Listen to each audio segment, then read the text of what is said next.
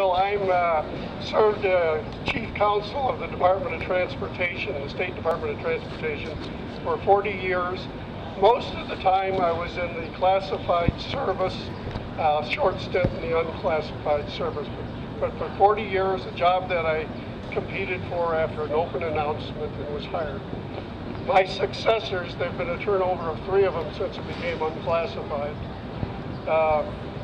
It shows you that there's something wrong with actually switching positions to the unclassified service.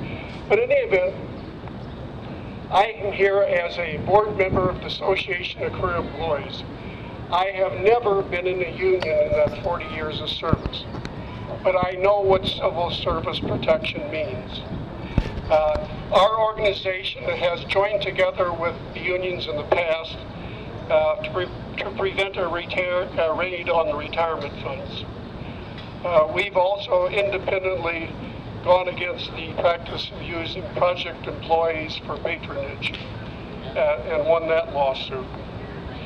But here's what I'd really like to get across. People do not understand the purpose of the civil service. Let me explain with an analogy. Why do you think contracts are offered by the state to the lowest competent and responsible bidder with sealed bids? It's because the competent bidders are able to know they'll get a fair shake. Who's ever lowest is going to get the contract. That rule is not for the benefit of the contractors, it's for the benefit of the public, so they get the best price from the best deal.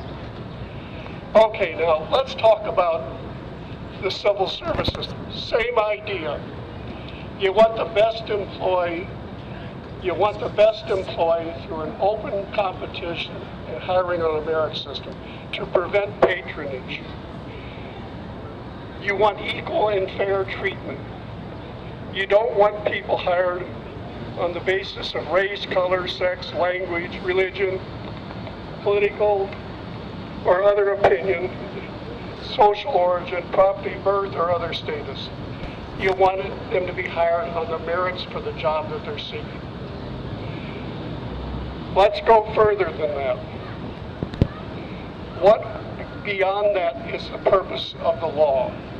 You want an apolitical public service. You don't want it serving Democrats, Republicans, or anybody else. You want it to serve the public. It's not appropriate to badmouth or tilt the scales in favor of one entity or another. It's not appropriate to badmouth civil servants. They're serving the public. The Supreme Court has essentially prohibited adverse employment decisions based upon political affiliation. But how do you actually make sure that happens? You have to have some way to protect employees from coercion, so they're not coerced for political reasons. That's the purpose of the civil service. So they treat everybody the same. They treat like cases alike. They treat people the same when they come in to do business. They treat them the same if they're subject to some sort of regulatory action. They treat them equally and fairly. So, we're now entering what I call funny season, the months before the election of 2018. And you're going to see a lot of funny things happen. Everybody ought to wake up. There's another system of protection too, besides the civil service. It's the Hatch Act. The Hatch Act is a federal law. There's a little state Hatch Act too that's incorporated into the civil service statutes.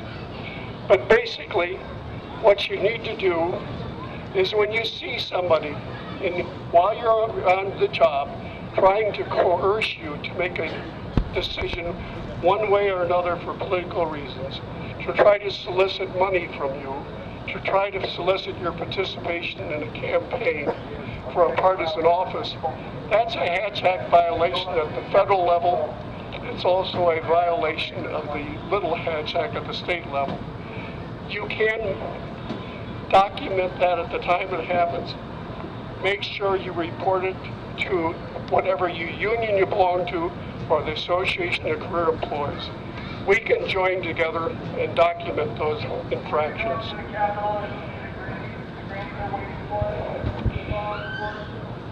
Let me tell you what else you can do. Speak out on matters of a public importance. If you see something wrong, stop it. Don't be afraid. Organize. We've organized with Association of Career Employees, Democracy Campaign, the unions. We are trying to represent the public. And you do have rights. You have the ability to exercise rights outside of the workplace, as long as what you're doing does not interfere with the actual performance of your job or badmouth that job for some reason. You got to say what the public entity importance is. You need to vote, for crying out loud. You need to talk to candidates right now and say, what is your position on the civil service system? What is your position on the Hatch Act? What is your position on funding education? What is your position on treating people fairly, equally, all the time? Pin them down. And then when and if they get elected, don't vote for them if they get the wrong answer. Follow up with them. Courage. I think that's my takeaway. If it's wrong, don't be afraid to do something about it. You do have rights. And frankly, the Women's March is an example of that. There's nothing written that says the women can march, but they did. We can, as a group, work together to make a difference. And I'll tell you something else.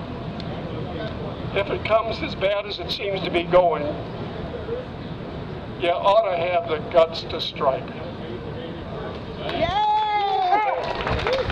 When worker rights are under attack, what do we do? Stand up, fight back! Can't hear you. When worker rights are under attack, what do we do? Stand up, fight back! Hey, we really appreciate you all sharing your rally with our rally. We should have coordinated better on this, but we got so much resistance going on that rallies are colliding with rallies and making bigger rallies. But we've got people up at the Capitol who are singing. Raging grannies have come out to